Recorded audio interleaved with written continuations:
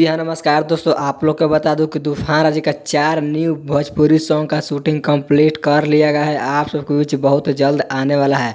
मैं आप लोग को इस वीडियो के माध्यम से सब कुछ आगे बताएंगे कि कौन सा सॉन्ग है और किस चैनल पर आएगा और कब आएगा। सारा जानकारी इस वीडियो के माध्यम से देंगे। उससे पहले अगर आप लोग मेरे चैनल पर नए हैं और तूफान राजा को सच्चे वाले फैंस हैं तो इस वीडियो को दिल से लाइक करके चैनल को सब्सक्राइब जरूर करें। तो आइए बिना समय लेते हुए इस वीडियो को स्टार्ट कर देते हैं। सबसे पहले मैं आप लोग को बता दूं कि जो तूफान राजा का सॉन्ग आने वाला है उसका भी पोस्टर रिलीज नहीं किया गया है, लेकिन आप सबके बीच 1 से 2 दिन के बाद पोस्टर रिलीज कर दिया जाएगा और उसके बाद सॉन्ग को भी रिलीज कर दिया जाएगा, क्योंकि तूफान राजा ने कई सारे सॉन्ग का शूटिंग कंप्लीट कर चुके हैं। आप सबके बीच बहुत जल्द आने वाला है। तो आप सबको क्या लगता है कि इस सॉन्ग को बहुत जल्द आना चाहिए या नहीं आना चाहिए? तो इस कमेंट के माध्यम से अपनी राय सुझाव जरूर दें।